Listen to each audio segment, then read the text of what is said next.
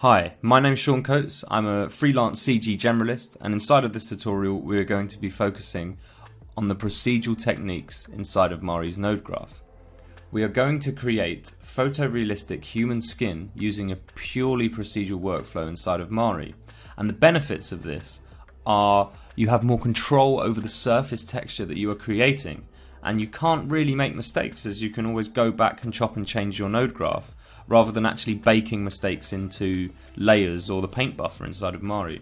I also find that when you work procedurally, you do have more control over what you're trying to create because you're not working from an image, you're working from your eye, and you're working from reference, but you're not projecting, an image right on to the canvas. Therefore, you're not really tethered to it. So the end result will be a good base layer, a good base texture for skin. And really, if you wanted to go in and hand paint in more kind of finicky details and project kind of scars and creases and a bit more breakup, you could go and do that. You could go ahead and hand paint some details in that you might not be able to achieve procedurally.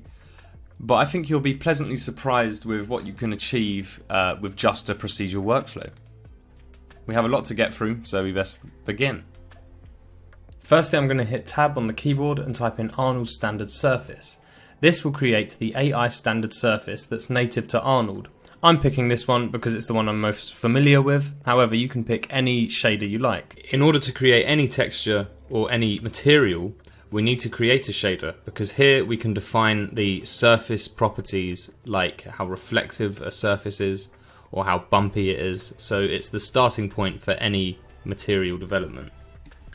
So the first step is to simulate the subdermal layer of skin. So this is the fatty and bloody reds and yellows that hides under or behind the top layer of skin. So we're going to hit Tab on the keyboard and create a color node.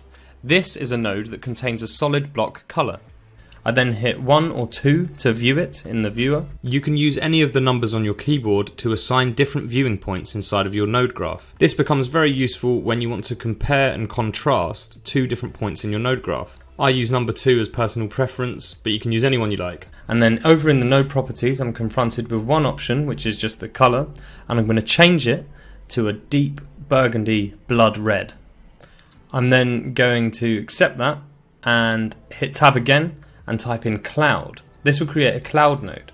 A cloud node is a procedural node inside of Mari that creates random procedural cloud-like patterns.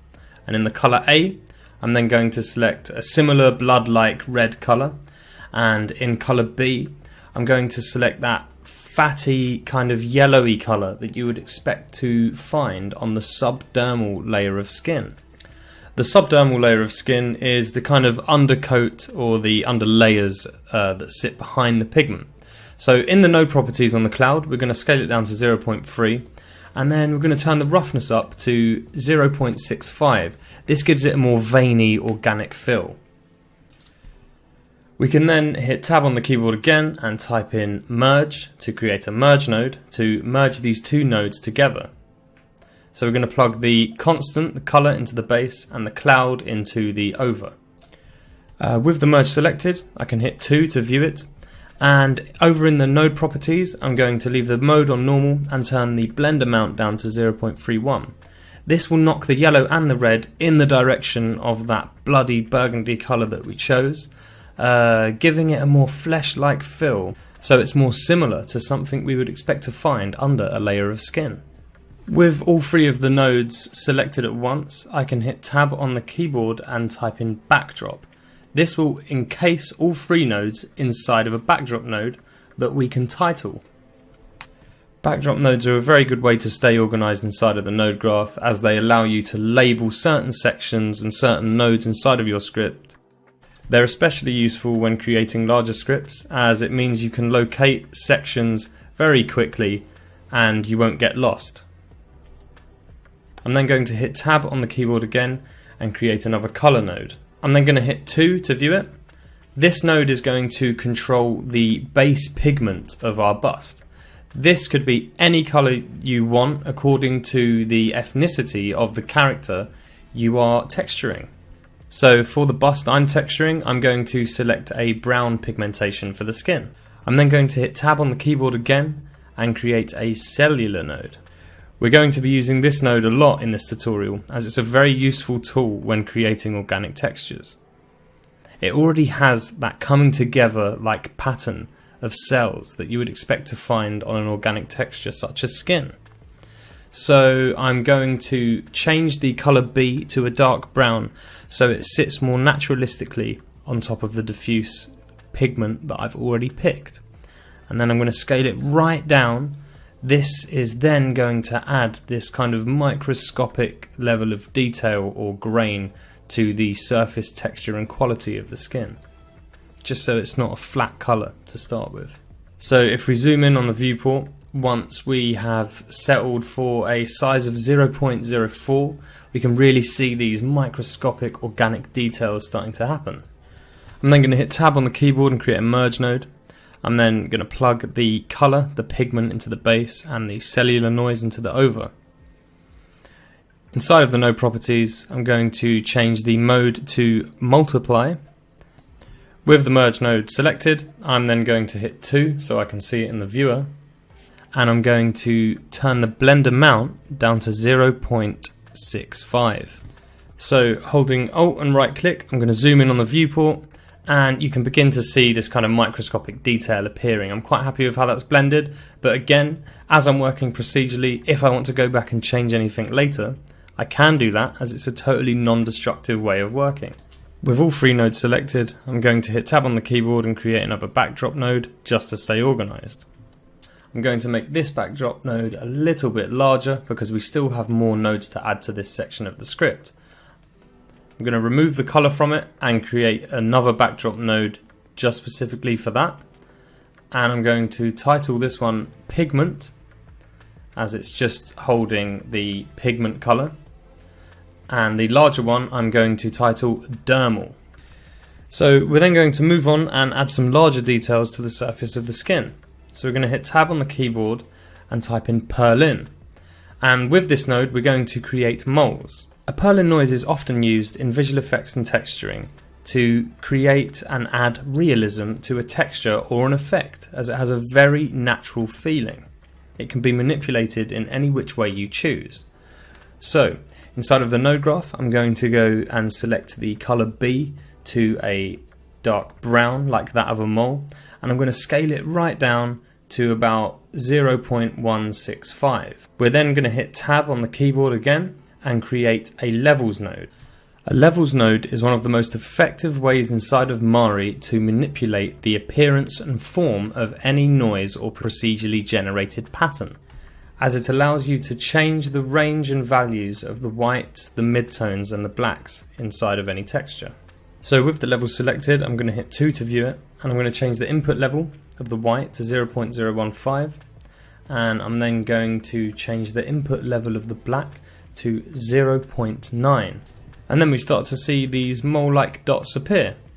There is a greyer texture when we zoom in, like some finer stuff. I'm just going to leave that in because I think it's going to add another layer of breakup to the diffuse channel. If I turn the blacks down, the moles become bigger and more frequent, and if I turn it up, they become less frequent and smaller. So I think we're going to settle around 0.9. So now we need to merge these moles back into the previous pigment that we created. So we're going to hit tab on the keyboard and create a merge node. We're going to take the output of the previous node and plug that into the base, and the output of the levels and plug this into the over.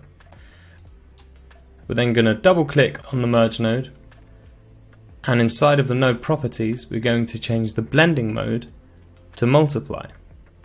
This will then layer just the moles and the darker areas over our previous existing procedurally generated texture. So if I hit 2 to view the merge, you can then begin to see the effect. So I'm going to change the blend amount to around 0.34 and zoom in and check if that looks any good. I think we could up it a little bit more, make them a little bit more opaque, so I'm going to up it to 0.4. But you can really begin to see those misshapen, not perfectly circle moles appearing. So we're going to hit tab on the keyboard and create a cloud node. With this node we're going to create lighter, soft blemishes on the surface of the skin. So hitting 2 to view it, I'm going to go inside of the node properties and change the size to 0.25. And I'm then going to change the roughness to 0.13. Back inside the node graph, I'm going to hit Tab and create another levels node. So I'm then going to put the output of the cloud into the input of the levels. Inside of the node properties, I'm going to change the input level of the white to 0 and the input level of the black to 0.1. And here we can get these white splodges kind of appearing, but they have a very hard edge at the moment. If we zoom in, we can see they have a very, very hard edge. So we need to find a way to soften these. So back in our node graph, we're going to hit Tab on the keyboard and create a Bake Point. Bake points are used for a number of things inside of the Mari node graph. You can use them to optimize a scene that is very heavy on the processor. So anything downstream to it, your computer, once it's baked, will no longer have to process and compute the nodes to the left of it. So here I'm going to hit Bake to give that effect inside of the node properties. You can also use Bake points to export flattened textures in any format that you choose. But we're going to use this Bake point to blur and soften the edges of the white blemishes that you can currently see in the viewer. So we go to the Filter tab inside of the node properties and hit Edit Filters. We're then going to select Blur and we're going to change the radius to 10 and hit Apply. So with the Bake point selected, I can then zoom into the viewer and see that the edges on these white blemishes have been softened. So if we do it before, and it's really, really hard, after, it has a nice fall off. So now we have that kind of gradation, we now need to merge this back into the previous layers. So I'm going to create a merge node, and I'm going to take the output of the previous merge and put it into the base, just like last time, and the output of the Bake point and put that into the over. I'm then going to double click on the merge node to open it in the node properties and change the blend mode to lighten. I can then view the merge inside of the node graph, and you can see these white blemishes that are really garish and they're nowhere near realistic. So we need to turn it right down to a minuscule value because we want it to be a very subtle effect, much like a very subtle blemish on the surface of the skin. So I'm going to turn it down to 0.01 because I think that's the appropriate amount. If I zoom in and check it out, it looks good to me.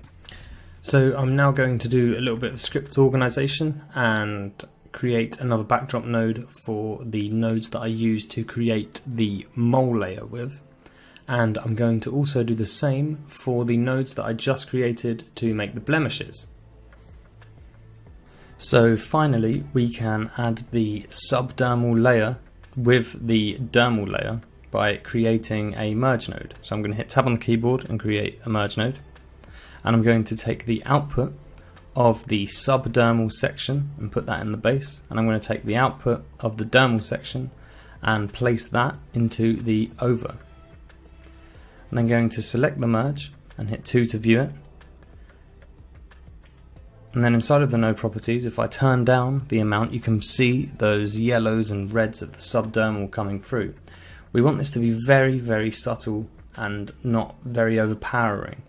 So we are going to change the amount to 0.99. And there we can see just a very subtle breakup in color. And I'm just going to go back and make one final change in the merge of the light blemish section. I'm going to change the amount to 0.005 just to knock it back a little bit more because I want it to be even more subtle than it was. So we're now ready to view the dermal and subdermal layers of skin in the diffuse color of the Arnold standard surface.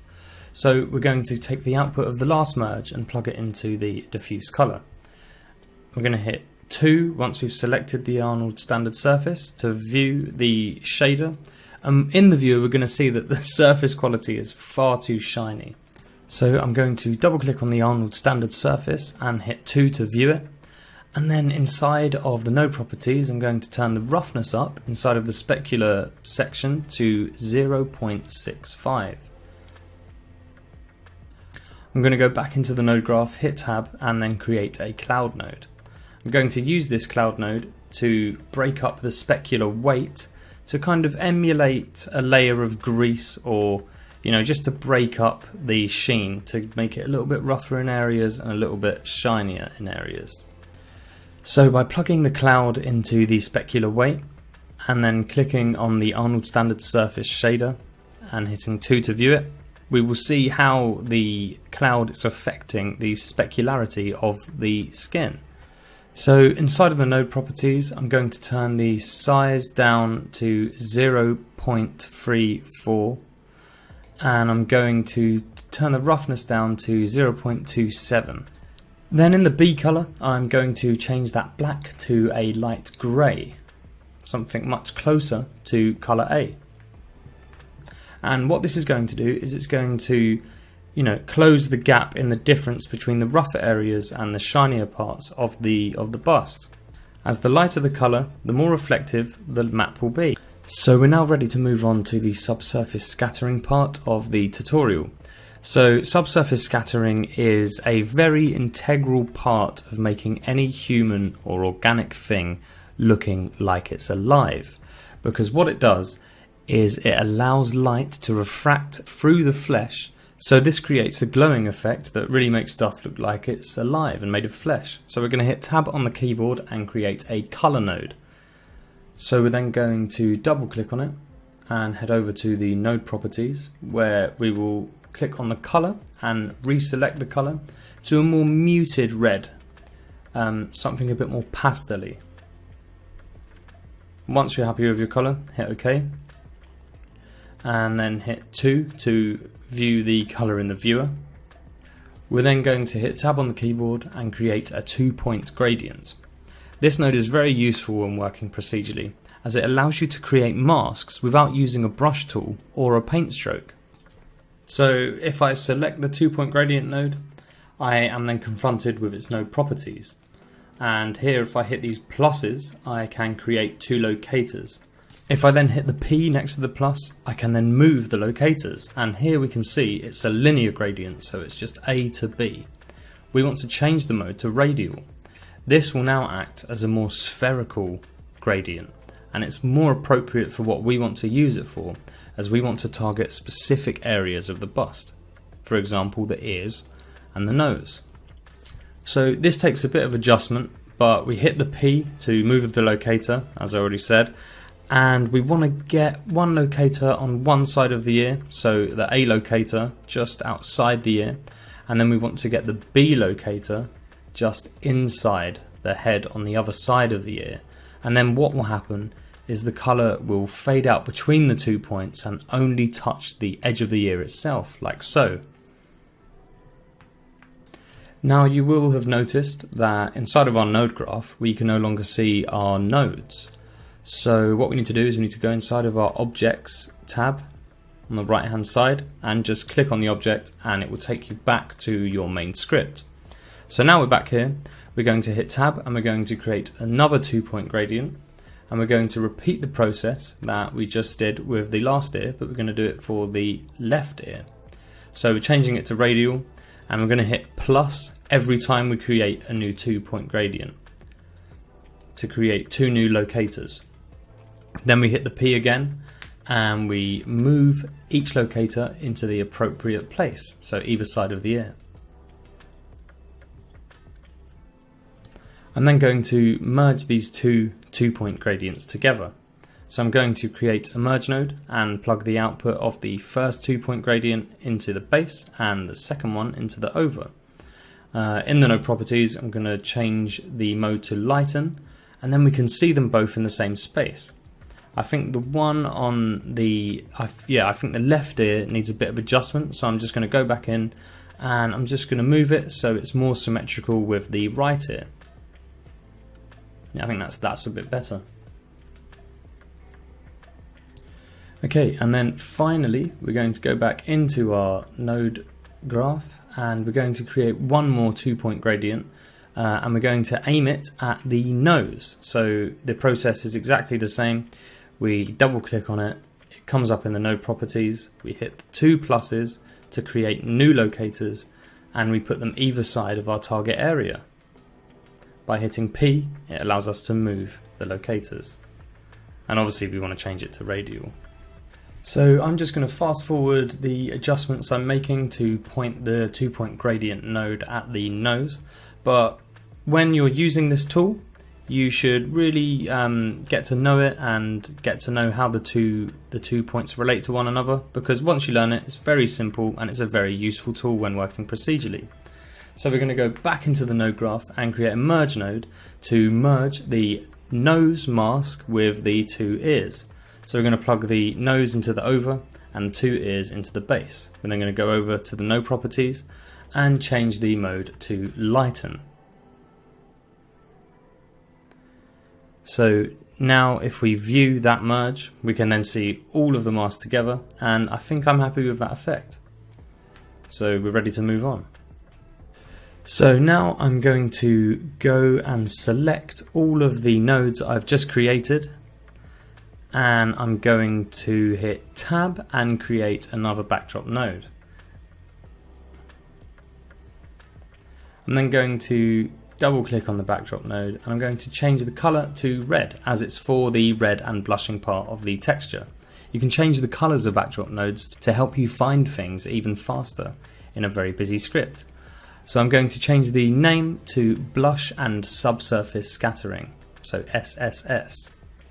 So we're now going to click and hold the color node that we made inside of the Blush and Subsurface Scattering section, and we're going to bring it up towards our pigment section of our script.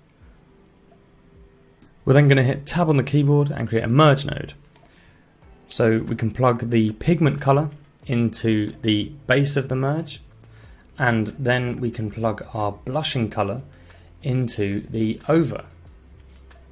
And if we view that, we will just see the blushing color coming through everywhere. So what we're going to do is we're going to plug the 3 2-point gradients that we made earlier in the blush and subsurface scattering section into the mask. So we're going to take the last output of that section and we're going to plug it into the mask of the pigment. And now you can see just the affected areas. So we're going to turn the mix down so it's a much more subtle effect, to maybe about 0.222.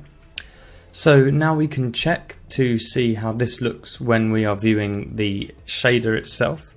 So I select the shader and I hit 2, and the effect kind of isn't that obvious. So we can go back into the merge and turn the mix up to 0.76, and then you can begin to see it a little bit more. So now we can move on to adding the actual subsurface scattering effect to our network. So by hitting Tab and typing in levels, I create a levels node, and I'm just going to take the last output from the subsurface scattering section and plug it into the input of the levels I've just created. I'm then going to double click on the shader, and inside of node properties go back into the subsurface scattering section, and I'm going to click on the color and I'm going to select a more pastel-y kind of muted red, and then we can go ahead and take the output from that levels node and plug it into the subsurface weight. This will then use all of the 2-point gradients and the levels as a mask for the subsurface scattering. And then with the levels selected and hitting 2, we can view it. And I'm going to lift the blacks just a little bit, just so the subsurface scattering effect hits the whole bust and not just the targeted areas, giving it more of a flesh-like realistic feel. And I think the nose is a little bit too red, so inside of the node properties of the levels, I'm just going to turn the white down to 0.813 just to knock the effect back a bit and calm the redness down. So we're now going to move on to the next section, and this will be the bump mapping. So we're going to hit Tab on the keyboard and create a backdrop and title it Micro Bump. This is an integral part of the process because it's where all the surface quality of the skin is going to occur. So the pimples, the wrinkles, the creases, and we're even going to raise the moles that we made earlier. So we're going to go back into the node graph and hit Tab, and we're going to create a cellular node. So the idea here is we want to create very small pores, so tiny little holes that are dotted all around the surface of the skin. So we're going to scale it down inside of the node properties to 0.08. We're going to zoom in and we can see already that we can see these little dots occurring in this more kind of organic and irregular way. And we're going to then change the colour A to black and the colour B to white. So we're going to inverse the colouring. And then we're going to hit tab on the keyboard again and we're going to couple this with a levels node. So we're going to plug the output of the cellular into the input of the levels. And inside of the levels node, we're going to turn up the input level of the mid values to 0.82. And this is going to create a more dotty, spotty kind of effect. And then we're going to hit tab on the keyboard again and create another cellular node. We are then going to view the cellular node, and inside of the node properties we're going to change the size to 0.15, and here we can see a slightly larger variation of cells appearing, and we're going to couple this with another levels node just to push it and manipulate it a little bit more.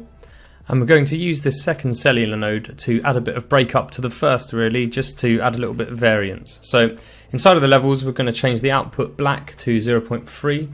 And inside of the input levels, we're going to change the white to 0.6, the mid to 0.45, and the black we're going to change to 0.2. And here you can now see a more spotty kind of dotted effect occurring. So now we need to merge these two together. So we're going to hit tab on the keyboard and create a merge node. We're going to plug the first levels into the base and the second into the over. We're going to double click on it, and inside of the node properties we're going to change the mix amount to 0.1. So now if we hit 2 we can view the merge, and we will see that the larger cellular node will be overlaid onto the first. And all this is doing is it's adding a bit more breakup and changing the regularness in the height of both the pores and the skin.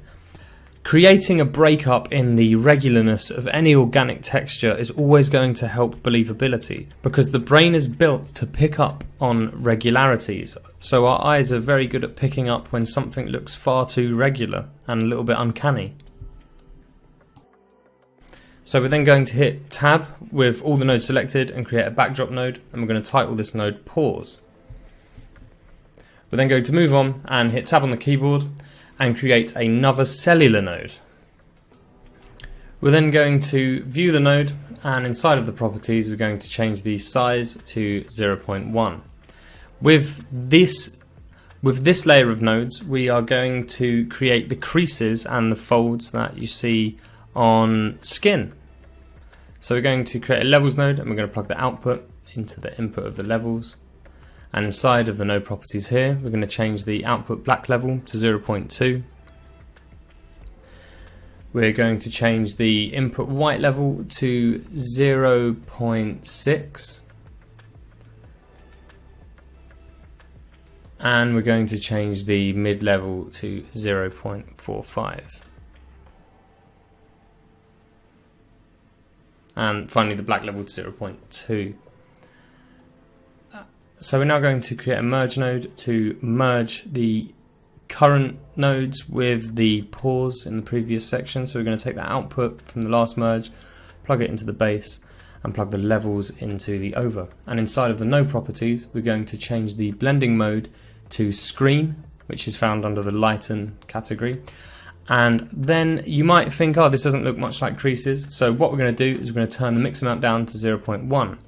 And then what you will see is you will see those kind of pocketed cell-like outlines that you see on the surface of skin.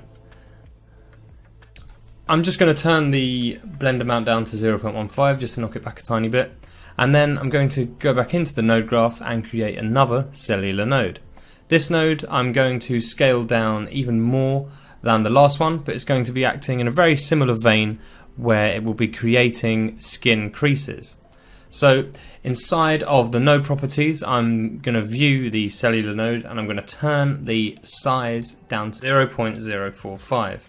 And then if I zoom into the viewer, you can see the really small effect happening. I'm going to take the output of the cellular node and plug it into the input of the levels. And inside of the levels, I'm going to change the black to 0.2, the black to 0.2 again, and then the mid to 0.45 and the white to 0.6. Then we're going to hit tab on the keyboard to create a merge node, and we're going to repeat the process that we did before and take the output of the previous merge and plug that into the base, and then the output of the levels and plug that into the over. We then double click on the merge and go inside of the node properties, and inside of the mode we're going to change that to lighten and then screen. And we're then going to turn the blend mode down to 0.15, and then if we zoom into the viewer and we view the previous merge, we can't really see the bigger ones coming through, so we're going to go back into the previous merge and we're going to turn that up a bit, and then you can begin to see those larger creases be a bit more prominent behind the smaller one. We're then going to select all of the nodes that we've just made, and we're going to create a backdrop node and title it creases. So now we're going to move on and try and create some larger pores or some larger dents in the skin that are just going to sit across the nose and both cheeks. So we're going to hit tab on the keyboard and create another cellular node. Then we're going to hit tab again and create another levels node.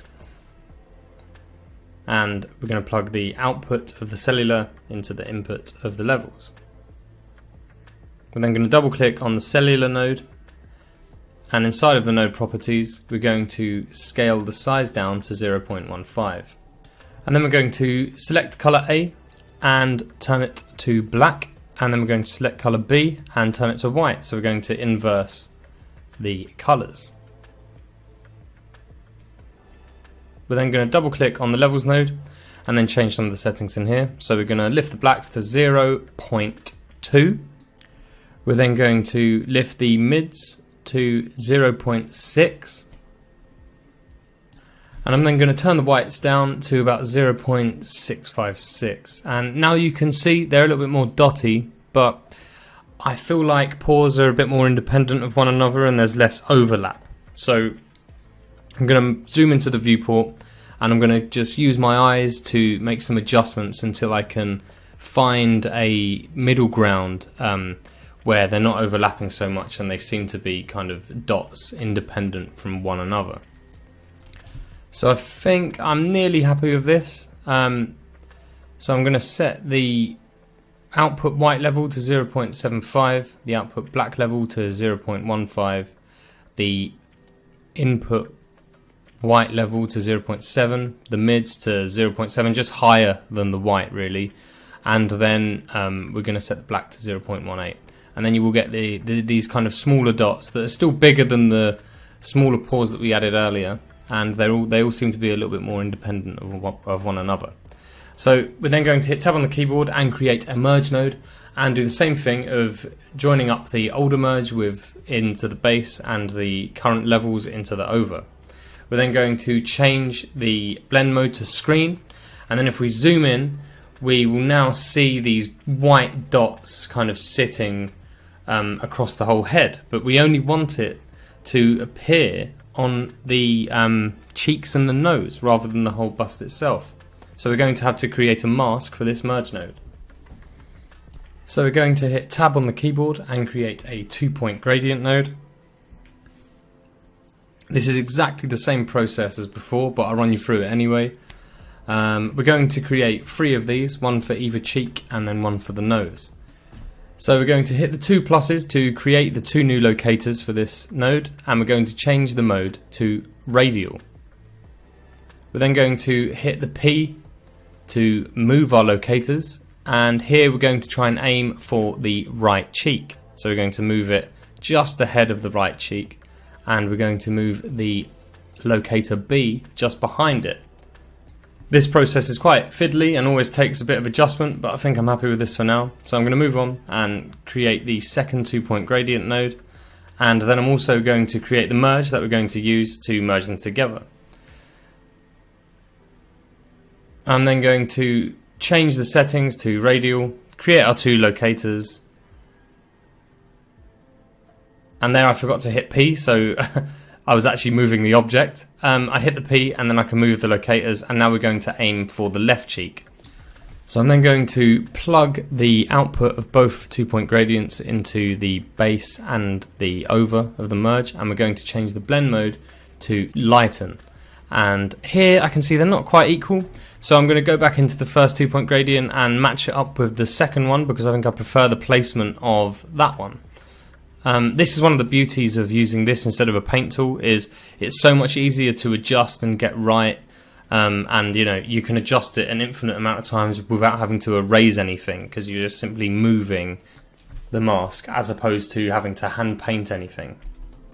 So finally I'm going to create my last 2-point gradient node, and I'm going to add it to the nose area.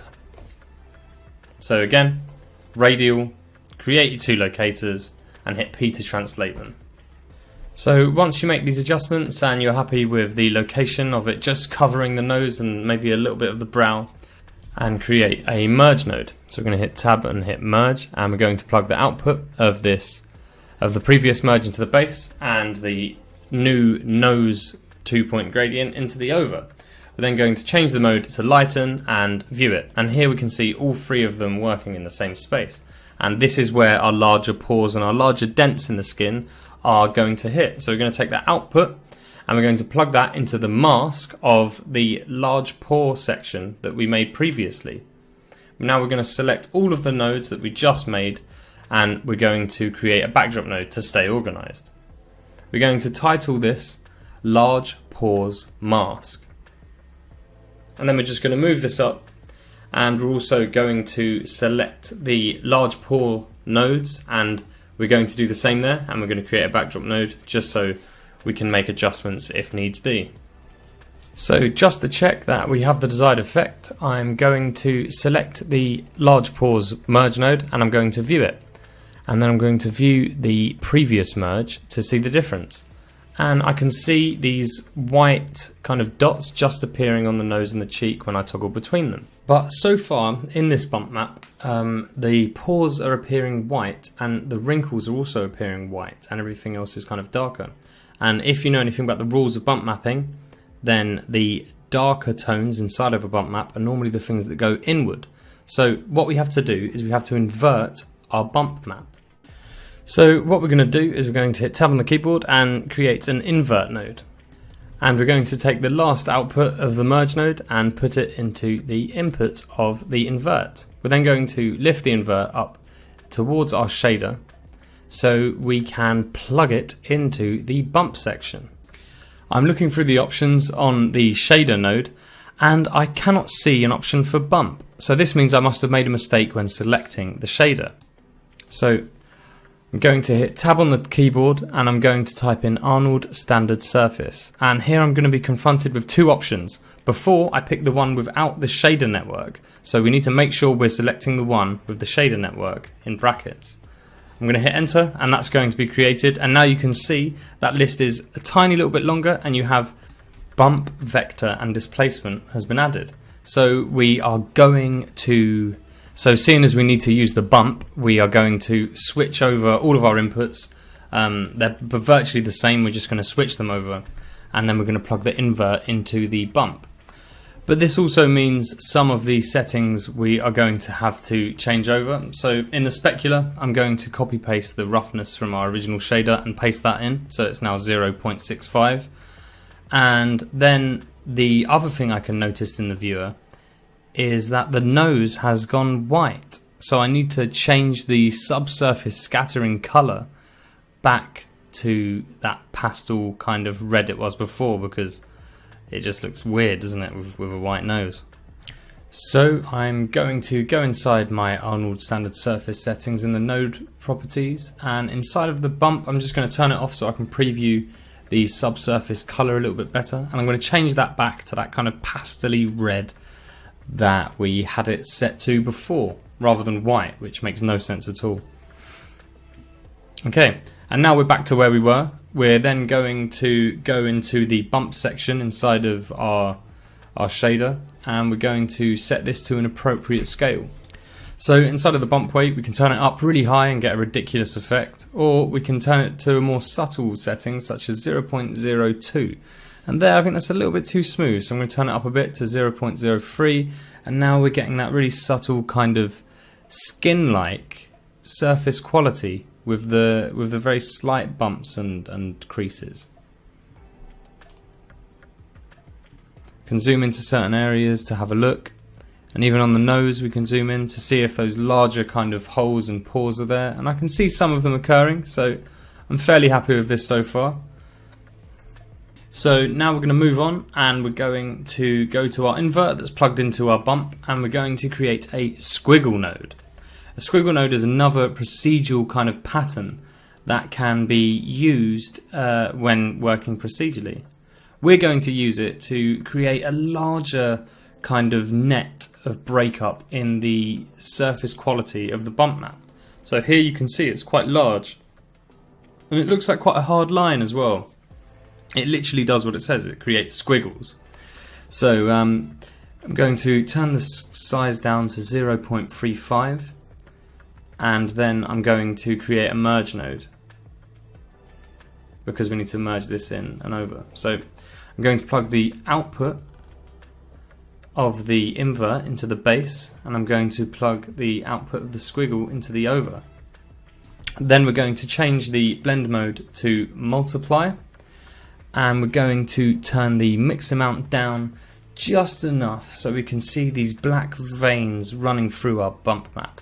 And what this is going to do is it's going to give that kind of organic, irregular breakup, and it's going to make the bump map a little bit smoother in areas and a little bit rougher in other areas, but not too smooth, you know, for it to not be effective, but just a tiny little bit to, you know, add to believability and add that breakup that we're looking for.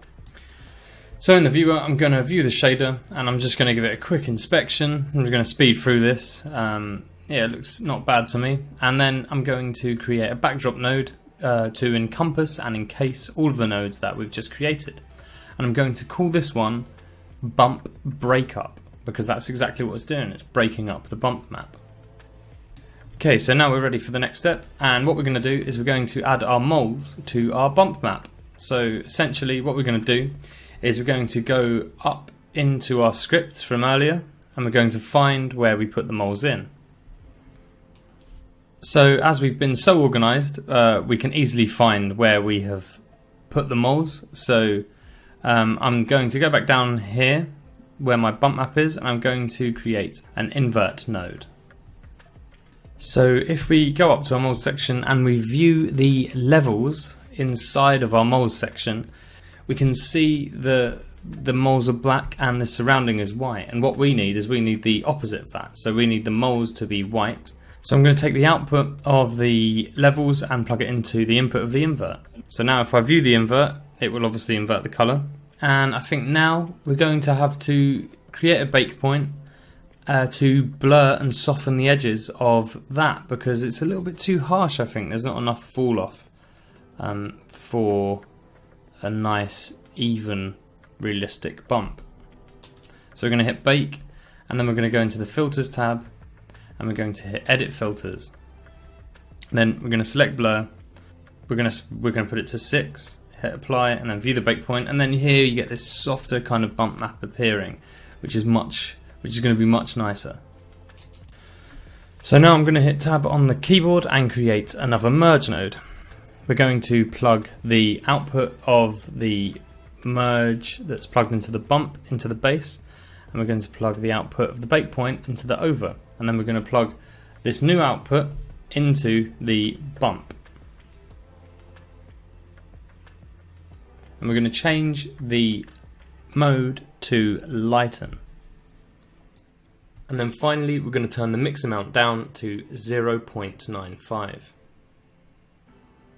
So there we can see our moles are in the bump map. So I'm going to hit 2 to view the shader, and we should now see the mole appearing, and where the light is kind of reflecting off of it, it's now having its own form rather than being completely flat on the surface of the skin. So we can then create a backdrop node for the mole bump by selecting both of the nodes we've just created and typing in backdrop and then titling it mole bump. So now we're going to create some pimples on the surface of the skin, just some light little bumps and lumps. But for this, I want to be able to squash and stretch the 3D kind of texture in the X, the Y and the Z. We have to create the following 3 nodes. Firstly, I'm going to hit Tab on my keyboard and I'm going to type in position.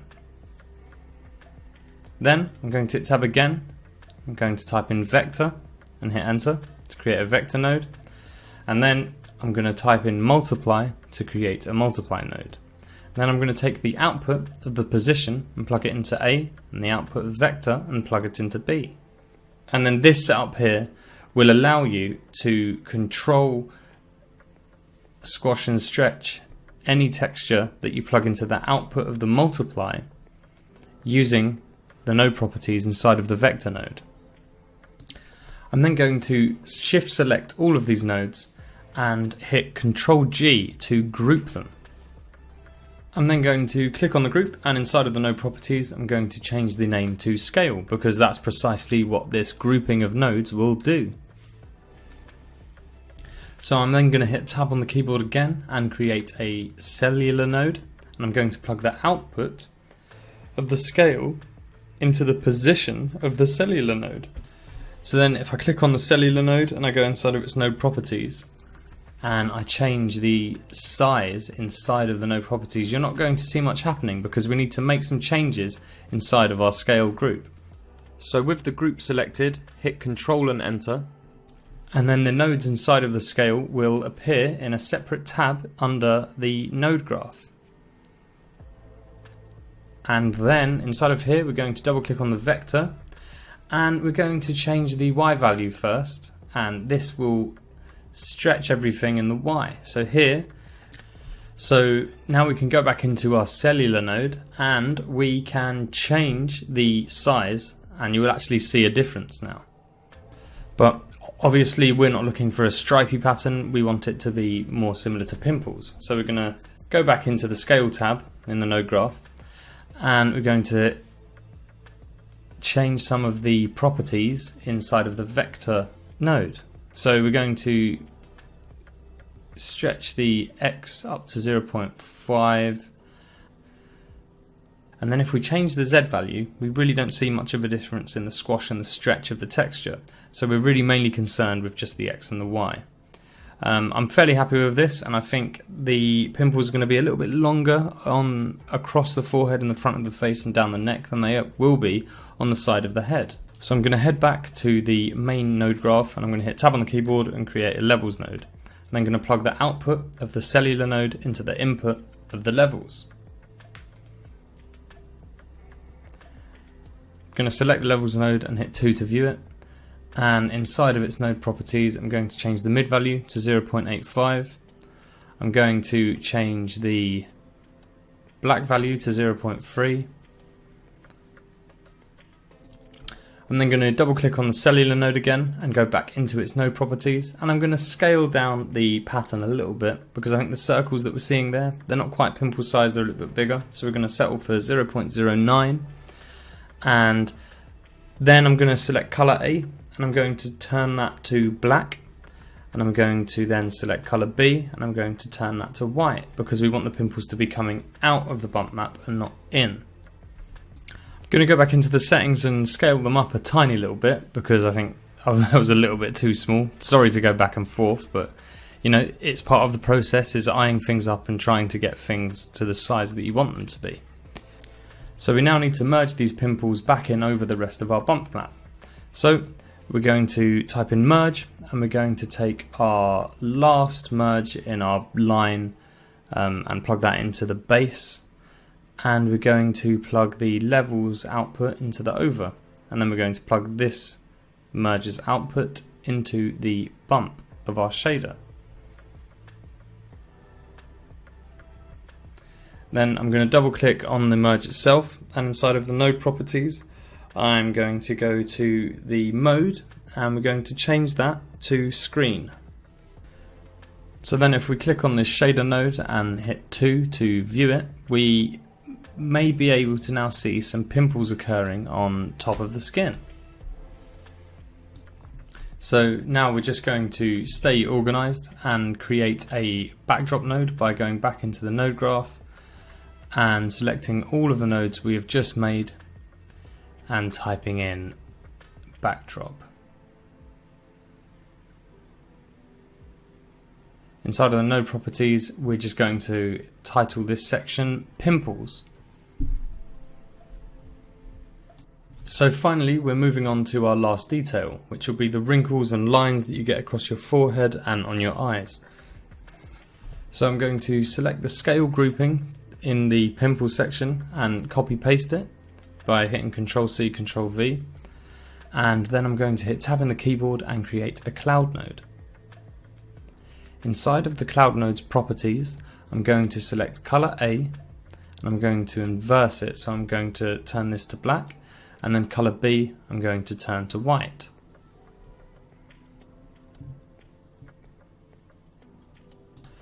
I'm then going to plug the output of the scale into the positioning of the cloud after viewing the cloud node, and then we're going to enter into the group node by hitting Shift and Enter with the node selected.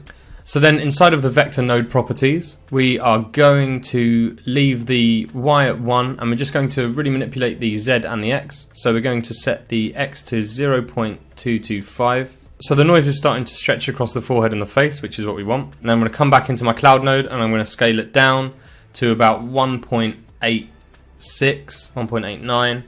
I'm going to turn the roughness up to 0.568, so around 0.6 will work. Then I'm going to go back into my vector node and I'm just going to try and get this stretch to work even better than it is. So in the settings, I'm going to leave the Y where it is and I'm going to move the Z around. The Z won't really do too much. It's more the X that we're focusing on here. And I think that's looking like it might start to work. So with these settings, obviously, you don't have to stick exactly with mine. You can change them a little bit depending on what kind of effect you're going for. These are just kind of a ballpark or something that may work. So after a bit more adjustment, the X value is 0.088 and the Z value is 0.361. The numbers are a little bit awkward, but as I say, they don't have to be exact. Then we're going to hit tab on the keyboard and create a levels node for the cloud to be plugged into. So inside of the levels node properties, we're going to click on it and we're going to change the mid value to around 0.85, and then we're going to change the input black value to around 0.3. And there we're getting these kind of white lines appearing that look to me to be a little bit like wrinkles on a forehead or something, like the creases that would occur. So now I'm going to hit tab in the node graph and I'm going to create an invert node because we want the whiter streaks that look more like the creases to be black. So now we're happy with the patterning. We can now merge this back in over into our bump map. So what we're going to do is we're going to hit tab on the keyboard and create a merge node, and we're going to plug the output of the invert into the over, and we're going to plug the merge just above this one into the base. And this output is going to then go into the bump inside of the shader. So inside of the node properties, I'm going to change the blend mode to multiply, and then only the black streaks, the creases, will show up over our already existing bump map. But here, there's too many, and it's going throughout the whole head, and we only really want these creases to exist on the forehead and maybe a little bit on the eyes and the eyelids. So we need to make another mask. But before we go ahead and do this, I'm just going to select all of my nodes and create a backdrop node, and inside of the properties I'm going to title this section Wrinkles.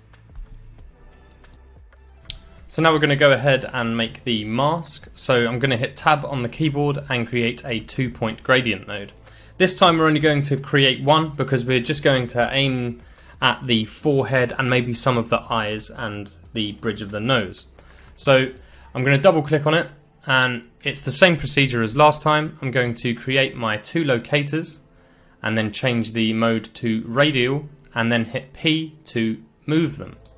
So after a bit of adjustment, we're going to get the locator A just in front of the forehead and the brow, and we're going to put the locator B on the other side of the forehead and the brow, so there's a bit of fall off between the 2 points. And here it's beginning to look quite good. So once we're happy with the placement of this, we can then go back into our node graph and plug the 2-point gradient node into the mask of our final merge. And then if I view the shader, we can see that there are some horizontal creases and wrinkles appearing on the forehead. Although they're appearing, I think the effect could be pushed a little bit further, so I'm going to create a levels node and I'm going to boost the whites inside of the 2-point gradient to allow more of that effect to come through in the mask.